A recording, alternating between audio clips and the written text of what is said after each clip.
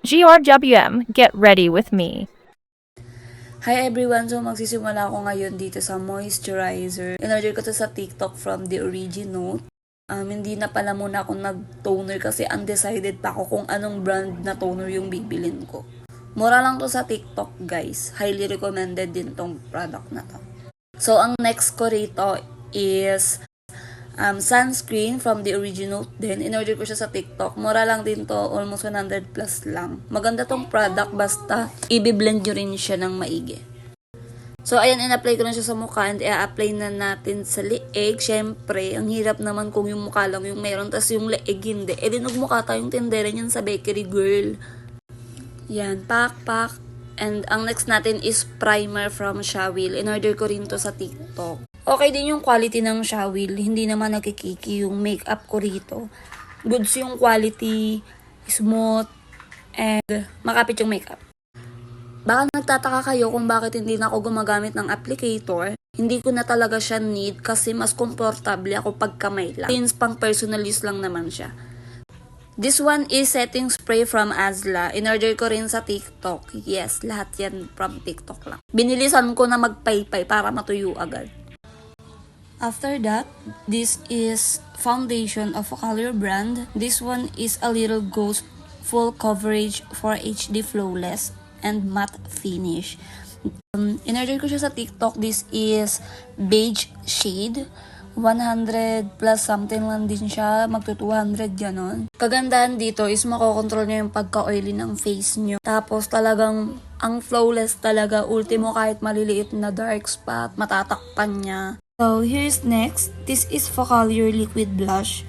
Alam nyo, isa to sa mare-recommend ko kasi stunning natural effect. Talagang nag-a-add siya ng hydration sa skin. Mino-moisturize niya rin yung skin ko. Kagandahan dito kasi long-lasting siya. Tapos yung shade niya pala guys is BO2. This is cherry kasi mahilig ako sa mga dark color. Here's next. Magko-contour na tayo. Hindi na pala ako nag-bronzer kasi wala lang. Trip lang naman tong makeup na to kasi wala talaga akong magawa that time. Etong video na to is tinake ko siya last March 22. So almost 1 week na rin. Wala lang talaga akong time mag-edit kasi nga sobrang busy sa schedule. Pumapasok ako 8 to 5 p.m. Share ko lang. And after nun, syempre, asikaso sa bahay. Kumbaga yung natitirang oras, pahinga na lang din. Ganun. Kasi Monday to Friday yung josok ni Bading sa Warka. 8 a.m. to 5:30 pala si Bading.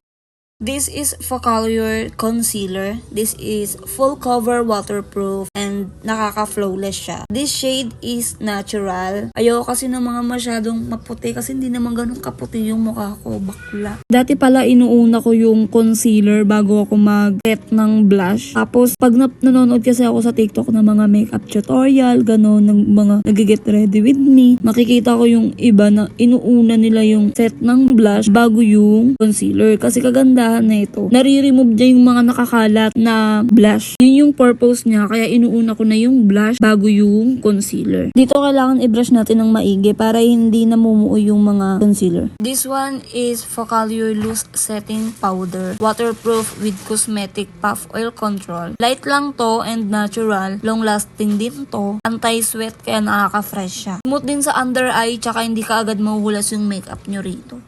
Kaya isa rin to sa mare-recommend kong loose powder.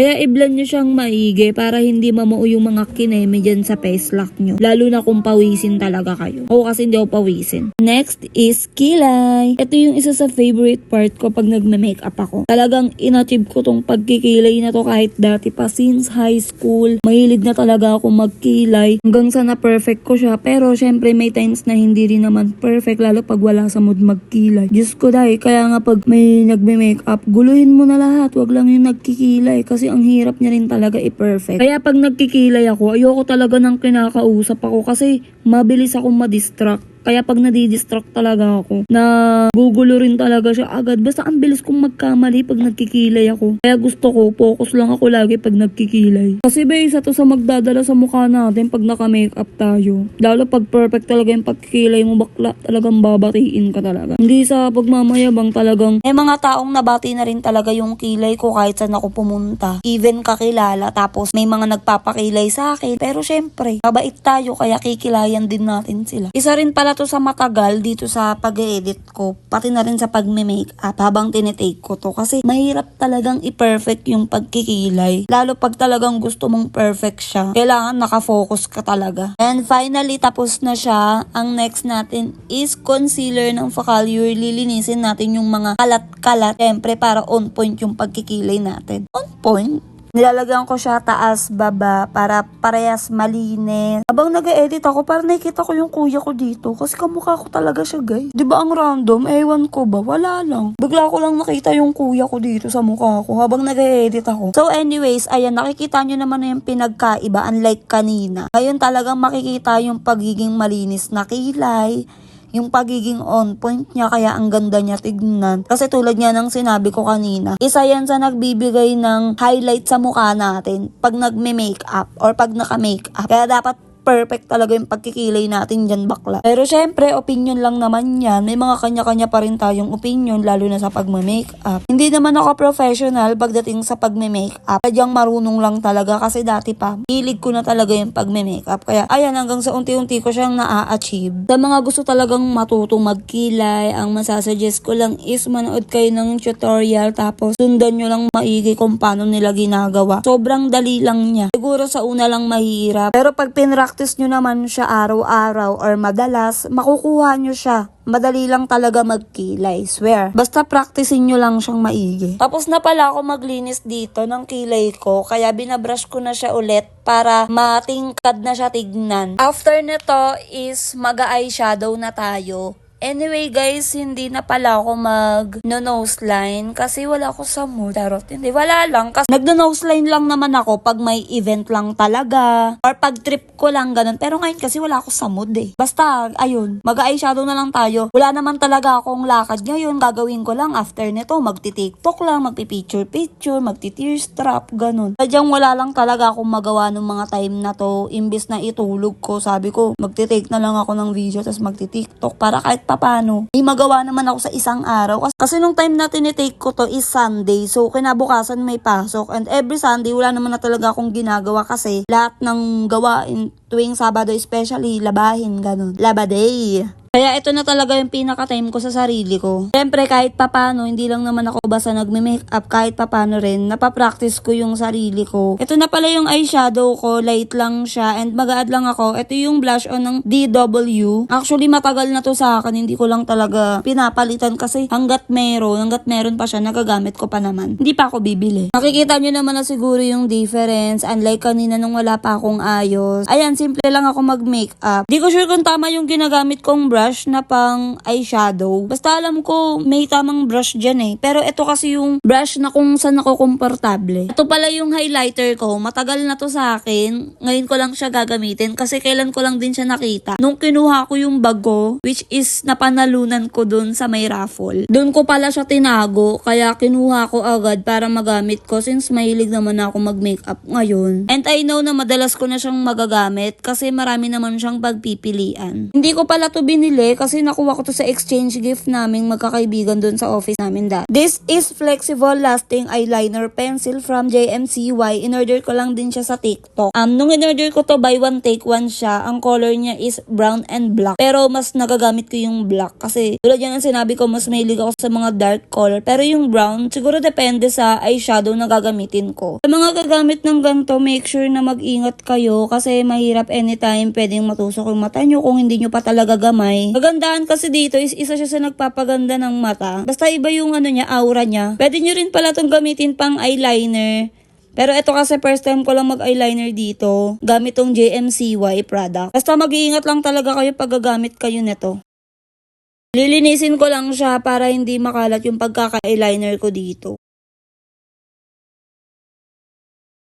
So, next is cluster. In-order ko rin to sa TikTok. This cluster is from Babe Blush. Tinry ko lang din to kasi nakita ko siya sa TikTok sa mga nag-affiliate. Kagandahan pala dito kasi nung in-order ko to, meron na siyang tweezer and glue. Kaya perfect talaga siya pag nilagay mo siya, day. Mukha lang siyang madaling ikabit pero sa totoong buhay, nahihirapan din talaga ako kasi di ko alam kung paano ko siya ikakabit ng maayos. And finally, natapos na rin. Ngayon, ang next natin is magba-blush on na ako rito. This blush on is DW DW brand. Na-order ko lang din siya sa TikTok. And then yung sinabi ko nga kanina, matagal na to sa akin. Hindi lang talaga ako umorder ng bago kasi hanggat may nagagamit ako, hindi ako order ng bago. Kumbaga, syempre, practical lang din tayo. Goods din naman tong product na to. Hiyangan lang talaga. After neto is mag-highlighter na nga pala ako rito. This highlighter is from Pink Flash. Napakaganda nitong highlighter na to, lalo sa mga yung pamuta-muta effect. Kagandahan pala rito kahit hindi na ako mag-nose line. Ilalagay ko lang siya dyan sa gitna ng ilong ko kasi hindi naman ako pango. Kahit paano ilalaban naman tong ilong ko, girl. Then after niya, maglalagay na ako dito ng muta-muta effect sa mata.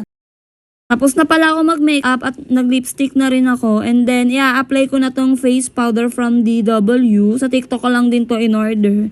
Diyan ko pala siya ilalagay para makita yung pagkaka-blush on ko, pati yung pagkaka-contour. Lilinisin ko lang siya ng konti. Siyempre, hindi lang yung mukha yung lalagyan natin, pati yung leeg para pantay naman yung itsura, diba? Hindi yung mukha nga yung maputi tapos ang itim naman ng leeg. Then, here's the last setting spray ng Asla na in-order ko sa TikTok. And 3, 2, 1...